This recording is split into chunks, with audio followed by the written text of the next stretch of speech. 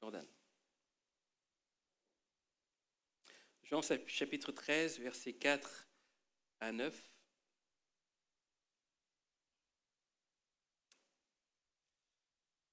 Jésus, qui se leva de table, ôta ses vêtements, prit un linge dont il se ceignit. Ensuite, il versa de l'eau dans un bassin et il se mit à laver les pieds des disciples et à les essuyer avec le linge dont il était ceint. Il vint donc à Simon-Pierre et Pierre dit « Toi, Seigneur, tu me laves les pieds ?» Jésus lui répondit « Ce que je fais, tu ne le comprends pas maintenant, mais tu le comprendras bientôt. » Pierre lui dit « Non, jamais tu me laveras les pieds. » Et Jésus lui répondit « Si je ne te lave, tu n'auras point de part avec moi. » Simon-Pierre lui dit « Seigneur, non seulement les pieds, mais encore les mains et la tête. » Jésus lui dit « Celui qui est lavé n'a besoin que de se laver les pieds pour être entièrement pur. Et vous êtes purs, non pas tous, car il connaissait celui qui le livrerait. Et c'est pourquoi il dit, vous n'êtes pas tous purs. Amen. On connaît tous ce passage des Écritures où Jésus va faire un acte symbolique, celui de laver les pieds de ses disciples. Et cet épisode se trouve juste avant la scène. Ils sont au moment de la scène, ils sont dans ce lieu où va être partagée la scène, le dernier repas. Et cet acte fort que Jésus va faire est un acte symbolique. Un acte symbolique pour montrer à ses disciples que le maître peut s'abaisser aussi. Et alors qu'il commence à laver les pieds de tous les disciples, il y a un seul disciple qui est contre, c'est Pierre. Pourquoi Pierre est contre cet acte-là? Parce qu'à l'époque, seuls les esclaves lavaient les pieds des personnes invitées. En aucun cas, un maître, un rabbin, un maître comme Jésus, devait laver le pied des personnes présentes. Et c'est pour ça qu'il était offusqué. Et il ne voulait pas que Jésus le fasse. Parce qu'à l'époque, ils n'avaient pas de basket, ils n'avaient pas de chaussures. Et quand ils marchaient dans la terre, ils avaient des sandales. Et leurs pieds étaient sales. Et quand ils rentraient chez les personnes, ils se lavaient les pieds. Même si aujourd'hui, il y a la mode des claquettes chaussettes, ce n'est pas la même chose qu'à l'époque où c'était que des sandalettes. Donc il y avait l'aspect aussi hygiène corporelle, mais il y a aussi l'aspect spirituel. Et Jésus voulait leur enseigner l'aspect spirituel, à la fois de l'humilité par rapport les uns avec les autres, mais aussi le fait de la purification que Jésus allait emmener dans leur vie en leur disant « vous êtes déjà purs ». Et alors que Pierre arrive son tour, il se dit « non, non, pas moi » et tout, et Jésus va lui dire « si je ne le fais pas, tu n'auras pas de part avec moi. » Alors Pierre va dire « non seulement mes pieds, mes mains, ma tête !» Il voulait prendre un bain, une douche directement. Alors que ce n'était pas le projet de Dieu. Pourquoi je vous parle de cet épisode? Parce qu'à ce moment précis, Pierre voulait plus de Jésus. Pourquoi? Parce que Jésus lui dit « si je ne te le fais pas, tu n'auras pas de part avec moi. » Et c'était un désir profond de Pierre. Il voulait plus. Il a peut-être exagéré en disant les mains, les pieds, il peut-être mettre sa veste, ses chaussures, bon, n'importe où. Mais il voulait plus de Jésus. N'est-ce pas aussi notre prière en tant qu'enfant de Dieu? Seigneur, les ont déjà fait cette prière. Seigneur, plus de toi. Plus de toi, Seigneur. Et c'est une volonté divine. C'est quelque chose que Dieu veut. Il veut que nous ayons vraiment cet état d'esprit de vouloir plus de lui. Mais comme Pierre, certaines fois, nous ne sommes pas conscients, en fait, de ce désir. Nous ne sommes pas conscients de l'impact que cela peut avoir sur notre vie. Parce que oui, comme toute prière, ce désir-là aussi, qui peut se transformer en prière, a forcément un impact. Un impact positif, un impact négatif. Wow, vous allez me dire, wow, qu'est-ce que tu viens de nous dire, pasteur? Pourquoi vous parlez d'impact négatif?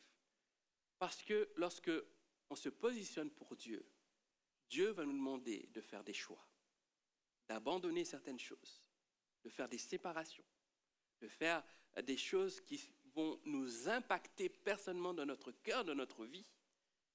Pour nous, ça peut être négatif, mais pour Dieu, c'est du positif. Alors ce matin, c'est ce que j'aimerais vous parler, c'est cette prière plus de Jésus.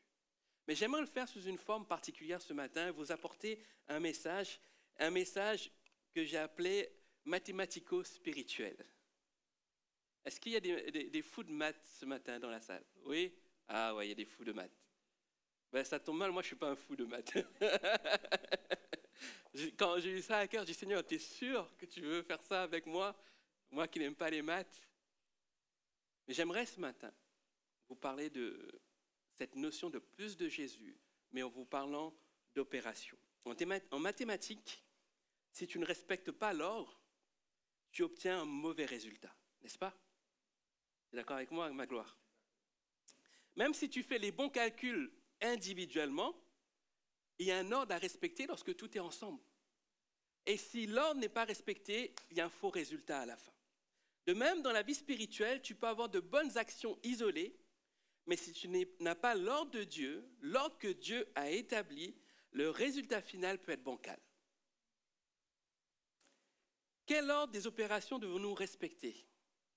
La première chose que j'aimerais vous dire, si tu veux plus de Jésus, alors il faut moins de péché. Ça va? Pas compliqué. Je ne vais pas loin non plus dans les maths, hein. Rassurez-vous, je ne vais pas vous faire des équations ce matin. Si tu veux plus de Jésus, il faut moins de péché. Pourquoi? Plus et moins, ça fait quoi?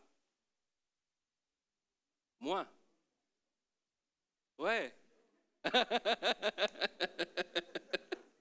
Ça va aller, ça va aller, ça va aller. Ça va être très simple, rassurez-vous. Plus et moins, ça fait moins.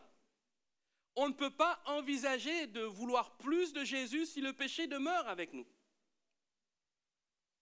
Le péché représente le moins. Malheureusement, certaines personnes pensent qu'ils peuvent rester attachés à le péché tout en désirant plus de Jésus. Ce n'est pas l'ordre divin. Ésaïe 59, 2 nous dit « Ce sont vos fautes qui vous séparent de votre Dieu. C'est à cause de vos péchés qu'il s'est détourné loin de vous pour ne plus vous entendre. » La Bible nous dit que le péché crée un mur, l'inimitié entre Dieu et nous. On peut s'épuiser à vouloir plus de Jésus. Si le péché demeure en nous, alors on rate la cible. C'est un peu la définition du péché. La définition du péché, c'est manquer la cible.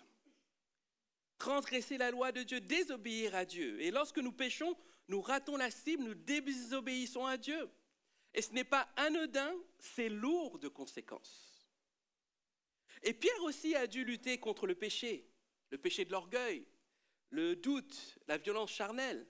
C'est le premier à dégainer son épée pour couper l'oreille du soldat. C'était un homme qui avait besoin de faire face à son péché. Et alors qu'il est là, devant Jésus, plus Seigneur, plus ceci, plus cela. Mais il avait des choses à régler aussi. Nous pouvons prétendre vouloir plus de Jésus sans enlever le péché de nos vies. C'est nous seuls qui devons faire cette opération. Certaines fois, nous pensons que pour régler le problème du péché dans notre vie, Dieu doit envoyer un ange dans notre chambre et nous dire « Yahoo, il y a ce péché dans ta vie. Allez, je suis là maintenant, règle-le. » Non, ça ne se fera pas comme ça en fait. C'est notre responsabilité. Bon, je parle à Yahoo, mais je ne cible pas Yahoo, d'accord? C'est notre décision. C'est notre décision. C'est nous qui devons faire cette opération. Et je suis triste de voir certaines fois des chrétiens qui ont pourtant la volonté, le désir d'aller plus loin, mais qui sont bloqués. Pourquoi? Parce qu'ils ne font pas cette opération. Ils se sont trouvés des excuses pour vivre avec leur péché en croyant qu'à un moment donné, Jésus va leur dire « Bon, allez, puisque ça fait plusieurs années que tu le fais, on passe dessus. Pas grave, on passe à autre chose. » Nous changeons, mais Dieu, lui, ne change pas. Le péché, c'est le péché par rapport à Dieu. Le péché, c'est le péché. Et personne ne peut changer cela. Dieu reste fidèle dans ce qu'il vit. Un jour, alors que c'était ici, c'était un monsieur qui découvrait l'église. ce monsieur est homosexuel et il disait qu'il voulait me voir avant de venir dans l'église. Et j'ai un entretien et tout, et il me dit, écoutez, je veux venir là parce que dans les églises catholiques, on ne veut pas de moi pour ce que je suis. Je dis, vous êtes quoi? Je fais un peu l'innocent. Vous êtes quoi? Il dit, je suis homosexuel, etc. Et je lui ai dit, ok. Je lui ai dit, je vous promets une chose. Vous ne serez pas violenté, mis de côté à cause de ce que vous faites. Mais je vous promets aussi autre chose. Tout ce qui va être fait, tout ce qui va être dit, va vous parler du fait que ce que vous faites, ce que vous pratiquez est un péché. Et ça, je ne pourrais pas changer. Je ne pourrais pas. L'humain peut vous dire, c'est pas grave, mais la parole de Dieu reste comme cela.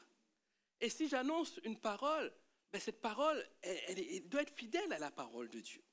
Et je lui ai dit, je vous promets une chose, c'est qu'on ne va jamais vous faire du mal, jamais vous blesser, jamais vous bousculer, mais ce que je vous promets, c'est que je ne peux pas changer la nature de la parole de Dieu. Vous comprenez? Et c'est là notre rôle. On ne peut pas s'acclimater de pratiques. On ne peut pas s'acclimater d'habitudes liées au péché parce que ça nous arrange. Combien de personnes refusent de se marier parce qu'ils se disent « Ah, on a des enfants, maintenant c'est bon, c'est comme si. » Mais tu n'es pas marié. Tu vis dans le péché. C'est une acclimatation en fait. En disant « Bon, de toute façon, à force, Dieu va accepter. » Non, ça ne se passe pas comme ça. L'opération doit venir de nous, bien-aimés. Parce que Paul le dit dans Romains 8, verset 6, l'affection de la chair, c'est quoi? C'est la mort. Tandis que l'affection de l'esprit, c'est la vie et la paix. Nous devons donc être radicaux par rapport au péché et rejeter le péché de nos vies. Amen. Première opération, si nous voulons plus de Jésus, il faut moins de péché. Mais ça ne suffit pas. Si nous voulons plus de Jésus, il nous faut nous séparer de l'iniquité. Faire une division. Ça va? Je n'aimais pas poser les divisions. Alors pourquoi je vous parle d'iniquité alors que je veux parler de péché au départ? Si nous voulons plus de Jésus dans nos vies, il nous faut nous séparer de l'iniquité parce que l'iniquité est un type de péché. 1 Jean 5, verset 17 nous dit que toute iniquité est un péché. L'iniquité est un péché, il ne s'agit pas ici de faire un classement d'importance, mais plutôt un classement d'emprise dans le croyant. Paul lui consacre 2 chapitres, Romains 6 et Romains 7. Si vous voulez en savoir plus sur l'iniquité, lisez Romains 6 et Romains 7. Il cible les disciples de Christ dans Romains 6 et il rappelle cela, que l'iniquité est un péché. Si on peut comparer l'iniquité peut être comparée à un chewing-gum collé dans vos chaussures, sous vos chaussures. Est-ce que vous avez déjà marché avec un chewing-gum? Oui. C'est pénible, n'est-ce pas? Ça colle, à chaque pas, ça colle, etc. Et on sait que le chewing-gum est là. Tant qu'on n'a pas débarrassé le chewing-gum, on marche, on arrive à marcher, mais c'est gênant. L'iniquité agit comme cela. L'iniquité s'immisce dans nos failles, dans les failles de nos vies. Et il engendre la colère, le manque de pardon, la haine, l'animosité, l'orgueil, la jalousie, l'arrogance. L'iniquité produit des mauvais fruits dans nos vies. C'est pour ça que beaucoup de chrétiens souffrent de penchants, d'addictions qui leur collent à la peau. L'iniquité n'est pas à prendre à la légère, c'est une forteresse qui nous pousse à faire ce qui est contraire à Dieu. L'iniquité est une puissance qu'affectionne Satan pour maintenir les croyants sous son influence, sous son esclavage et donc dans l'échec. La bonne nouvelle, mes bien-aimés, c'est que Christ nous purifie de toute iniquité. Amen. 1 Jean 1, verset 9 nous dit, si nous reconnaissons nos péchés, il est fidèle et juste pour nous les pardonner et pour nous purifier de toute iniquité. Ça, c'est l'œuvre de Jésus-Christ. Non seulement il nous pardonne, mais il nous purifie de toute iniquité, ce péché qui encrasse notre vie. Mais Christ aussi, j'aimerais vous le rappeler, à la croix a vaincu la puissance du péché dans nos vies. Nous ne sommes plus esclaves du péché. Le diable nous ment en nous faisant croire que nous sommes encore sous l'esclavage du péché. C'est le père du mensonge. C'est le père du mensonge. Combien de chrétiens rentrent dans ce mensonge-là, en fait, et se laissent avoir, croyant qu'ils sont esclaves, attachés au péché, alors que Christ a tout remporté à la croix. Tout a été accompli. Devons-nous revenir au tout accompli de la croix et nous séparer de l'iniquité. Troisième opération, si nous voulons plus de Jésus, là ça risque de faire mal, il nous faut moins de moi. Pas moi on dit, mais notre moi. Si nous voulons plus de Jésus, il faut moins de moi. Et Jean-Baptiste l'avait compris lorsque ses disciples viennent le voir en lui disant « Écoute, celui qui t'a baptisé, il est en train de baptiser d'autres personnes derrière. » Il parlait de Jésus. Et qu'est-ce que Jean-Baptiste va dire? Il faut qu'il croisse et que je diminue. Quelle parole d'humilité de la part de Jean-Baptiste. Et pourtant, Jean-Baptiste a commencé son ministère avant Jésus. Il lui-même a baptisé Jésus. Il aurait pu se feindre d'orgueil et dire comme ça « Jésus, qu'est-ce que tu fais ? Qu'est-ce que tu fais? Cousin, qu'est-ce que tu fais, cousin? Le business, c'était moi avant. » Non. Il a dit, il faut qu'il croisse et que je diminue. Parce qu'il savait exactement pourquoi Jésus devait arriver. Il savait que lui-même, Jean-Baptiste, n'était pas le Messie. Il savait qu'il devait laisser toute la place et préparer le chemin de Jésus. Et c'est pour ça qu'il n'a pas hésité à dire cela. Il faut qu'il croisse et que je diminue. Il ne faut pas oublier aussi que Jean-Baptiste a été consacré dès le ventre de sa mère. C'est le seul à être rempli du Saint-Esprit dès le ventre de sa mère. Le seul dans l'histoire de la Bible, de l'humanité. Jean-Baptiste. C'est une parole inspirée du Saint-Esprit. Donc, pour revenir à ça, moins de moi signifie moins d'orgueil et plus de dépendance à Christ. Et Paul a expérimenté cela aussi dans sa vie, lorsqu'il disait avec passion, ce n'est plus moi qui vis, c'est Christ qui vit en moi. La nature humaine est faillible, est imparfaite. Et plus nous allons compter sur notre moi, nos forces, notre capacité intellectuelle, et plus nous allons aller dans l'échec. Si nous voulons plus de Jésus, nous devons aspirer à faire que notre moi prenne moins de place. Et ce qui va avec le moi, c'est l'orgueil, la réputation, nos forces, etc. Et ça peut faire mal. C'est pour ça que je vous disais tout à l'heure, il faut s'attendre aussi à ce qu'il y ait des effets négatifs, parce que des fois, notre moi est surdimensionné dans notre vie. On a du mal à laisser la place à Dieu. Certaines fois, on prie le Seigneur juste par sympathie peut-être devant le Seigneur, ou par habitude, par obligation, en disant « j'ai prié ». Seigneur, je te prie, Seigneur, d'ouvrir cette porte. Je cherche une solution pour ce travail. Dis-moi si c'est vraiment ce travail pour moi. On fait Amen et on se dit, bon, je vais quand même postuler là. Est-ce que c'est ça la dimension de foi? Bien sûr, il faut postuler, d'accord? Mais si tu poses une question au Seigneur, que tu prends la décision, voilà, c'est notre force, notre moi qui prend le dessus. Notre moi doit disparaître au profit de Dieu. Et le peuple d'Israël, à la sortie d'Égypte, ont expérimenté cela en fait. Ils ont laissé leur moi, leur orgueil prendre le dessus. Ils n'ont pas voulu se soumettre à l'Éternel. Résultat, qu'est-ce qui s'est passé? Pendant 40 ans, ils ont erré dans le désert, à la poursuite du pays où coule le lait et le miel. Et la parole de Dieu nous dit, dans Deutéronome 1, verset 2, « Il y a 11 journées de marche depuis Horeb, par le chemin de la montagne de Sir, jusqu'à Kadesh-Barnéa, juste avant de rentrer dans la terre promise. » 40 ans au lieu de 11 jours.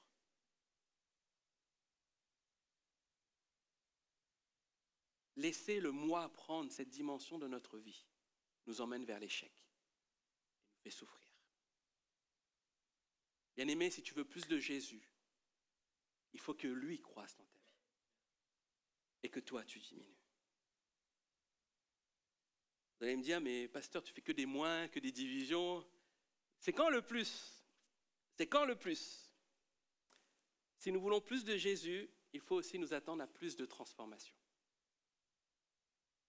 Romains 12, verset 2 nous dit « Ne vous conformez pas au siècle présent, mais soyez transformés par le renouvellement de l'intelligence, afin que vous discerniez quelle est la volonté de Dieu, ce qui est bon, agréable et parfait. » Ici, le mot grec « transformer », c'est « métamorpho ».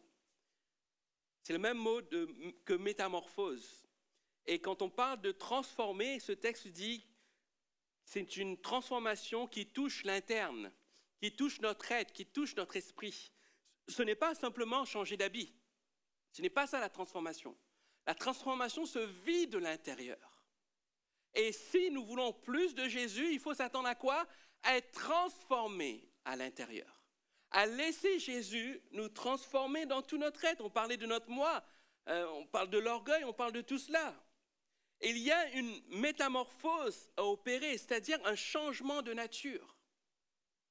Si tu en es aujourd'hui à te dire « Non, moi je suis comme ça, Dieu m'a créé comme ça, c'est mon caractère, je ne changerai pas », ben, tu peux toute ta vie aspirer à plus de Jésus. Il n'y aura pas de métamorphose dans ta vie. Il nous faut accepter cela. Il y a donc cette importance énorme pour nous d'être transformés, métamorphosés dans notre esprit. Comme je l'ai dit, c'est un changement de forme, changement de nature. La chose n'est plus reconnaissable. Quand on parle de choses, on ne parle pas de notre belle-mère, d'accord? La chose, c'est la définition. Ok, j'aime bien ma belle-mère. Oui, c'est vrai en plus, c'est vrai. Combien, lorsqu'ils découvrent la foi, nos proches, ceux qui nous entourent, nous disent « mais tu n'es plus reconnaissable ». Hein? Combien disent cela? Tu as changé. Des fois pour se moquer de nous aussi, tu as changé. Des fois, futur pasteur, parce que tu ne veux juste plus faire des choses. Mais parce que la transformation s'opère. La transformation commence. Et cette transformation, c'est tout au long de notre vie. Cette transformation se produit lorsque nous recherchons une intimité profonde dans notre relation avec Dieu. Et c'est un événement qui se produit toute notre vie, ce qu'on appelle aussi la sanctification. Seigneur, transforme mon cœur. Aide-moi à te ressembler. Un peu comme ce beau verset de 2 Corinthiens 3,18, nous tous qui, le visage découvert, contemplons comme dans un miroir la gloire du Seigneur, nous sommes transformés en la même image de gloire en gloire, comme par le Seigneur l'Esprit. Dieu nous appelle à lui ressembler. Nous sommes appelés à ressembler à Christ par nos actes, par nos paroles, par aussi ce que nous sommes à l'intérieur. On peut tous se cacher de notre manière d'être, de notre manière de vivre. Mais qui connaît notre cœur? C'est le Seigneur. Si nous voulons plus de Jésus, il nous faut accepter plus de transformation. Et si nous voulons plus de Jésus, c'est mon 6e point, il faut aussi plus d'une autre personne, c'est le Saint-Esprit. Plus de Jésus, c'est plus de Saint-Esprit. Et on l'a vu cette semaine, n'est-ce pas? Qui était là cette semaine et pendant la nuit? Levez la main, même si vous êtes venu qu'un soir. Voilà. Nous sommes fait du bien. Le thème de cette semaine, c'était « Dynamis, vive la puissance du Saint-Esprit ». Et ce que nous avons vu cette semaine, c'est que le Saint-Esprit est une personne. Le Saint-Esprit fait partie de la Trinité. Souvent, on classe le Saint-Esprit juste comme un mouvement, une puissance. Et souvent, on prend ce texte de dynamis, ce mot dynamis pour dire « c'est de la dynamite ». C'est ça le Saint-Esprit. Oui, c'est ça le Saint-Esprit, mais ce n'est pas que ça. C'est avant tout une personne. Et Jésus va dire dans Jean 16, 7, « Il vous est avantageux que je m'en aille, car si je ne m'en vais pas, le Consolateur ne viendra pas sur vous. Mais si je m'en vais, je vous l'enverrai. » Ça veut dire que dans le projet de Jésus, le Saint-Esprit faisait partie de ce projet à nos côtés. De la même manière que Jésus était présent physiquement avec ses disciples, le Saint-Esprit est présent à nos côtés avec nous. Mais de quelle manière il se manifeste? Et on l'a vu cette semaine. Il se manifeste de 3 façons. La première, en nous. Lorsque nous venons à Christ et qu'on entend le message du salut, qu'est-ce qui se passe? Nous sommes convaincus dans notre cœur. Et cette conviction nous pousse à nous repentir. C'est le Saint-Esprit qui nous convainc. À notre conversion, mais aussi tout au long de notre marche. Lorsque nous péchons, lorsque nous sommes attristés après avoir péché. C'est le Saint-Esprit qui est là, qui nous dit « Ouh, c'est pas bien ce que tu as fait ». Le Saint-Esprit en nous d'abord. Ensuite, le Saint-Esprit avec nous. Il nous accompagne dans notre marche. Il demeure auprès de nous. C'est vraiment ce compagnon au quotidien. Il nous accompagne aussi dans quoi? Dans le processus de sanctification. Plus nous allons vouloir du Saint-Esprit et plus nous aurons plus de Jésus. C'est contraire à ce que je vous ai dit tout à l'heure où je disais il faut nous séparer du péché parce que plus et moins, c'est du moins. Là, plus et plus, ça fait Amen. Plus de Saint-Esprit, c'est plus de Jésus. On ne peut pas sous-estimer l'impact du Saint-Esprit dans notre vie. Et nous devons le vivre individuellement, mais aussi dans nos communautés, dans nos temps aussi ensemble. Plus nous marchons selon les œuvres de l'Esprit, et plus nous ferons mourir les œuvres de la chair. Le Saint-Esprit est la clé de l'équation. Il rend Jésus vivant en nous, il nous conduit et il nous sanctifie. Amen.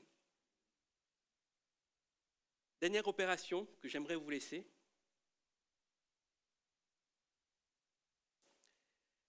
Si nous voulons plus de Jésus, il faut multiplier les qualités du fruit de l'Esprit.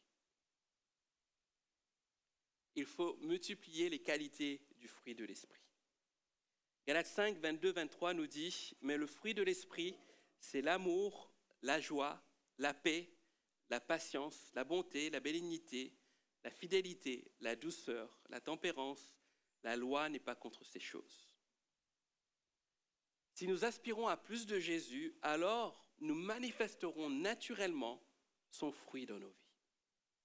Le fruit de l'Esprit n'est pas un ensemble de règles à suivre, mais c'est le résultat naturel de la présence de l'Esprit dans la vie du croyant.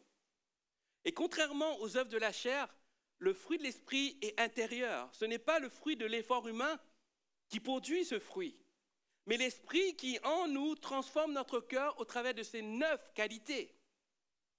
Et à l'opposé de ces 9 qualités, il y a les 9 dons spirituels, vous savez. Les 9 dons spirituels, on ne peut pas tous les avoir en même temps, tandis que les 9 qualités du fruit de l'Esprit, on peut tous les avoir en même temps. Et il faut qu'on ait tous, n'est-ce pas? Il faut qu'on les ait tous. Et quelles sont ces qualités? C'est l'amour. Oh non, moi, j'aime pas aimer, je ne veux pas cette qualité-là. L'amour agapé, un amour désintéressé, inconditionnel. La joie, c'est une joie profonde qui ne dépend pas des circonstances. Est-ce que tu es toujours joyeux? Malgré les circonstances. Il y a la paix, c'est une tranquillité intérieure.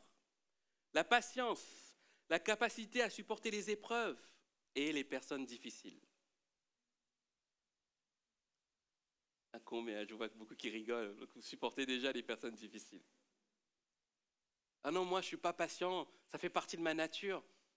Je pense qu'il y a des choses dans ta vie que tu dois retrancher.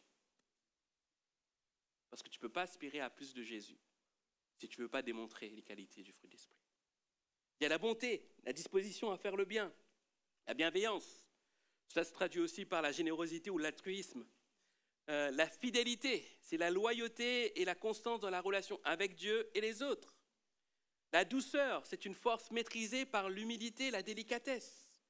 Et la maîtrise de soi, la capacité de contrôler ses désirs, ses émotions et ses impulsions en conformité à la volonté de Dieu.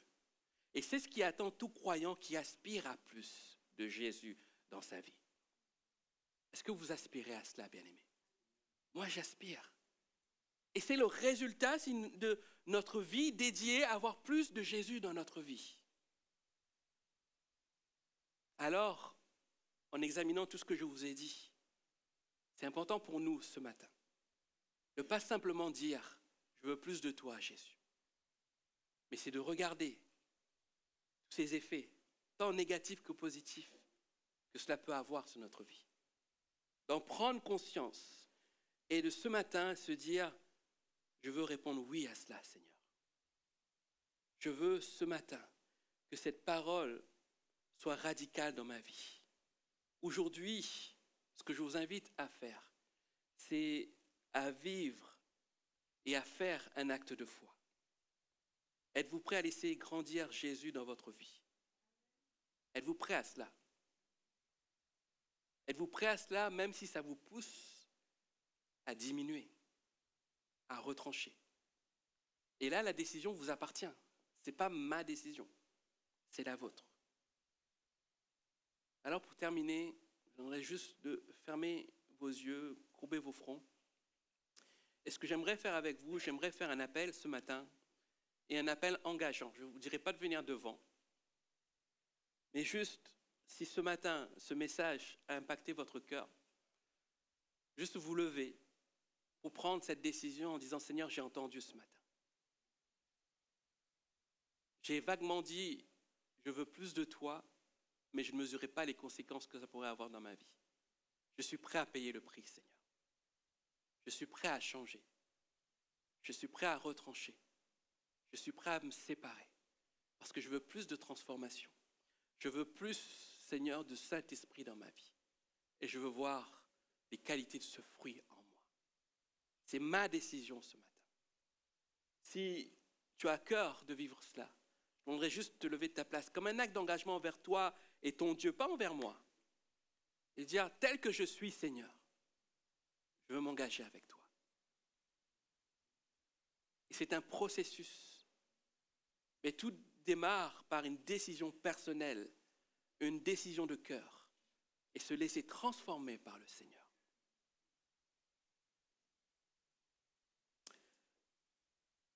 Je vais prier pour vous. Seigneur Jésus, je te remercie, Seigneur, parce que ce matin, tu as parlé au cœur. Je te remercie, Jésus, parce que je crois, Seigneur, que tout engagement envers toi implique aussi, Seigneur, des efforts de notre part. Et tu vois tous ces cœurs qui sont engagés ce matin à vouloir plus de toi. Et ils en mesurent les conséquences de leur vie. Ils en mesurent aussi toutes les opérations qu'ils doivent faire, les choses qu'ils doivent retrancher, les choses dont ils doivent se séparer. Parce que derrière, Seigneur, ce que tu as prévu, c'est plus de transformation. C'est plus de Saint-Esprit dans leur vie. C'est plus de fruits, Seigneur. Plus les qualités du fruit de l'Esprit dans leur vie. Et Seigneur, ma prière ce matin, c'est de les accompagner, Seigneur Jésus, dans ce résultat. Parce que Seigneur, tu es ce Dieu qui prend soin de nous. Parce que Seigneur, tu veux, Seigneur, notre épanouissement personnel.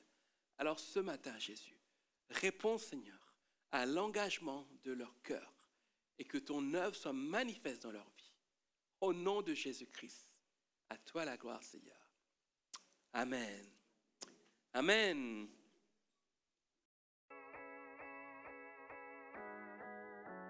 Bienvenue à l'église La Porte.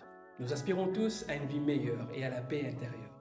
Mais nos souffrances passées, même en tant que chrétiens, freinent souvent cette quête personnelle. Notre église veut être cette église hôpital, centrée sur Jésus pour soigner, équiper et faire des disciples épanouis. Sa mission, centrée sur Jésus, vise à impacter chaque individu de tout âge au service de Dieu. Aujourd'hui, nous soignons déjà par des initiatives comme Libère ton identité, des ateliers sur la parentalité ou contre les violences sexuelles. Nous accompagnons chaque personne en les équipant et les formant pour qu'elles deviennent et forment des disciples. Notre grand défi est de développer notre vision d'église hôpital en implantant de nouvelles églises hôpitaux. Dès 2025, pour que plus de personnes puissent profiter de nos ressources, nous sommes très heureux de vous annoncer notre projet d'implantation église hôpital à Courbevoie. Pour réaliser cette vision de soigner, équiper et envoyer, nous avons besoin de vous. Devenez l'un de nos 200 partenaires en vous engageant à donner 35 € ou plus par mois pour soutenir cette vision. Ensemble, soignons des vies. Jésus agit encore. J'ai été équipé. J'ai été restauré. J'ai été renouvelé. J'ai été transformé. Nous sommes heureux de pouvoir être partenaires de l'église La Porte. Je suis un partenaire et un fier partenaire de l'église La Porte. Je suis partenaire de l'église La Porte. Jésus agit encore. Jésus agit encore. Jésus agit encore. On veut vous le dire que Jésus agit encore et que le Seigneur veut agir de manière extraordinaire dans les cœurs et dans les vies.